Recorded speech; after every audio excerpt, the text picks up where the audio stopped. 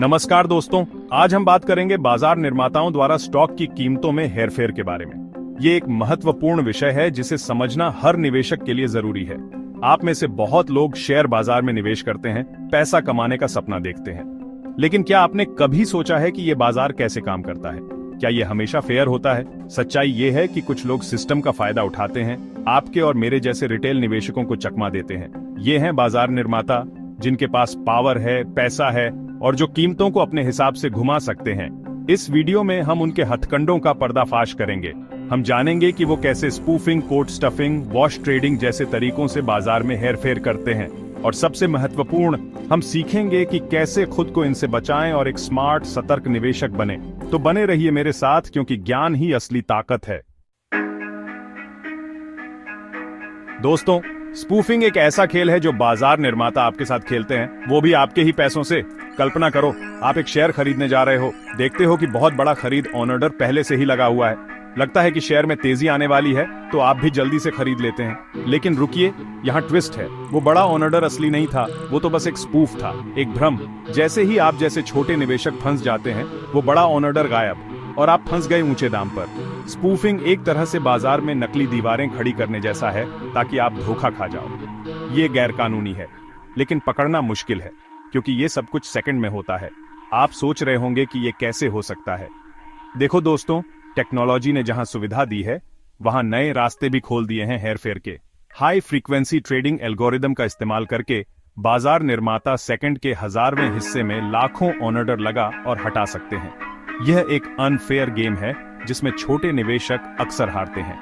इसलिए जरूरी है कि आप सतर्क रहें, बाजार के रुझानों को समझें और जल्दबाजी में कोई फैसला ना लें। याद रखें, जो ऑफर सच होने के लिए बहुत अच्छा लगता है, वो अक्सर सच नहीं होता। दोस्तों, अगर आपको लगता है कि शेयर बाजार एक दौड़ है, तो आप बिल्कुल सही हैं। लेकिन यहाँ जीत उसी की होती है जिसके पास सबसे तेज गाड़ी हो, यानी कि सबसे तेज कंप्यूटर और एल्गोरिदम। और इस दौड़ में बाजार निर्माता हमेशा आगे रहते हैं, अपनी छल से भरी चाल, कोट स्टफिंग से। कल्पना कीजिए कि आप एक रेस कार चालक हैं।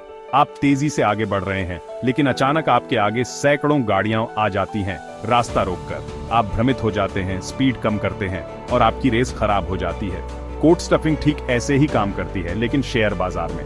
बाजार निर्माता सेकंड के 1000वें हिस्से में हजारों खरीद और बिक्री के ऑन ऑर्डर लगाते हैं और फिर उन्हें तुरंत रद्द कर देते हैं। इससे ऑन ऑर्डर बुक भर जाती है, जैसे कि बाजार में बहुत ज्यादा गतिविधि हो रही हो।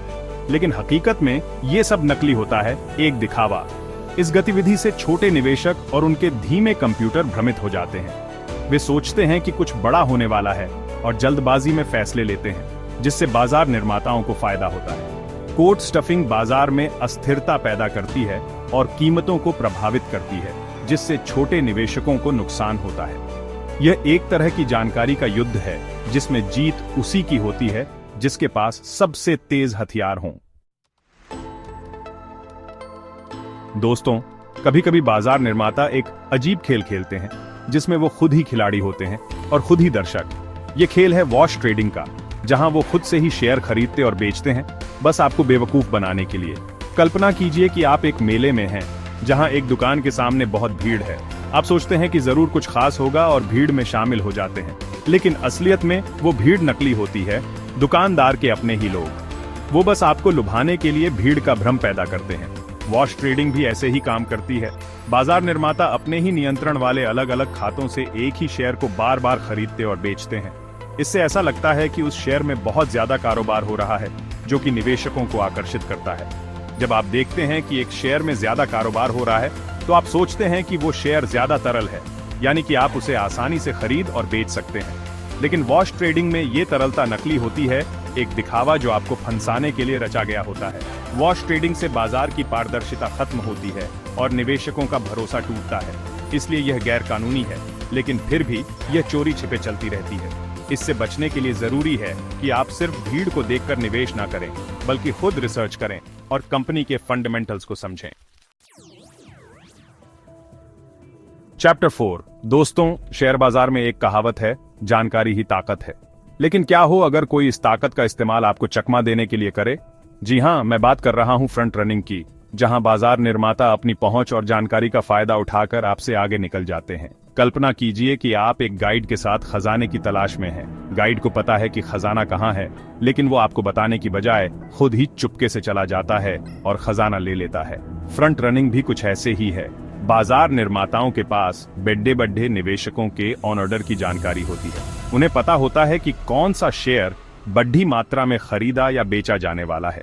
इस जानकारी का फायदा उठाकर वे आपसे पहले ही उस शेयर को खरीद या बेच लेते हैं और फिर जब बड़े ऑन ऑर्डर के कारण कीमत बदलती है तो मुनाफा कमाते हैं। ये एक तरह से अंदरूनी कारोबार जैसा ही है, जहां कुछ लोगों को गैरकानूनी रूप से जानकारी मिल जाती है और वे इसका फायदा उठाते हैं। छोटे निवेशकों के लिए इससे बचना मुश्किल है, क्योंकि उनके पास वैसी जानकारी नहीं होती। इसलिए जरूरी है कि नियामक संस्थाएं इस तरह की गतिविधियों पर नजर रखें और दोषियों के खिलाफ कड़ी कार्रवाई करें। साथ ही निवेशकों को भी सावधान रहना चाहिए और अपने निवेश के फैसले सिर्फ किसी की बातों में आकर नहीं लेना चाहिए। चैप्टर 5।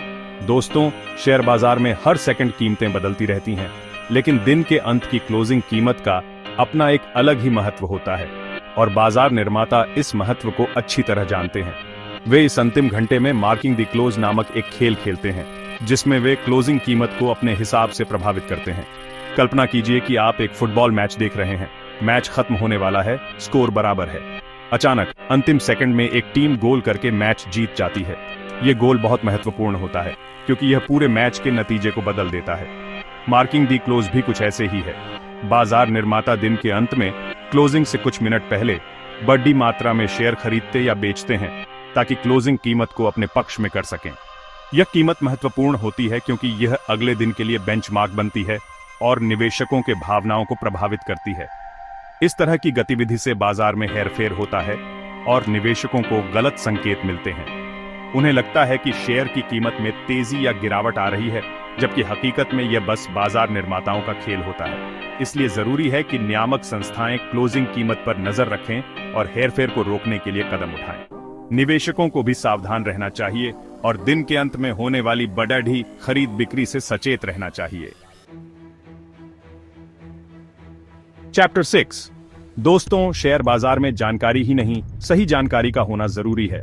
लेकिन क्या हो अगर आपको जानबूझकर गलत जानकारी दी जाए ताकि आप गलत फैसला लें? जी हां, बाजार निर्माता झूठी जानकारी फैलाकर भी आपको चकमा दे सकते हैं। कल्पना कीजिए कि आप एक जंगल में खो गए हैं और रास्ता भूल गए हैं। तभी आपको एक व्यक्ति मिलता है जो आपको गलत रास्ता बताता है। आप उस पर भरोसा करके चल देते हैं और भी ज्यादा भटक जाते हैं। झूठी जानकारी भी ऐसे ही काम करती है। बाजार निर्माता किसी खास शेयर के बारे में अफवाहें फैलाते हैं, गलत खबरें चलाते हैं या सोशल मीडिया पर नकली प्रोफाइल बनाकर लोगों को गुमराह करते हैं। वे ऐसा इसलिए करते हैं ताकि लोग उस शेयर को खरीदें या बेचें और उन्हें फायदा हो।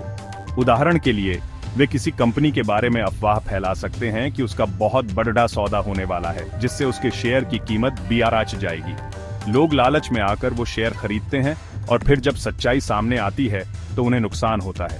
इस तरह की गतिविधि से बचने के लिए जरूरी है कि आप हमेशा किसी भी खबर की पुष्टि करें, विभिन्न स्रोतों से जानकारी लें और अफवाहों पर ध्यान न दें। याद रखें, शेयर बाजार में सही जानकारी ही आपकी सबसे बड़ी पूंजी है। आउतरो तो दोस्तों, यह थे कुछ तरीके जिनसे बाजार निर्माता स्टॉक की कीमतों में हेरफेर कर सकते हैं। उम्मीद है कि आपको यह जानकारी उपयोगी लगी होगी।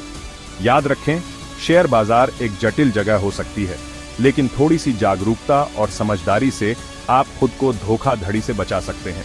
हमेशा अपनी रिसर्च करें, विभिन्न स्रोतों से जानकारी लें और जल्दबाजी में कोई फैसला ना लें।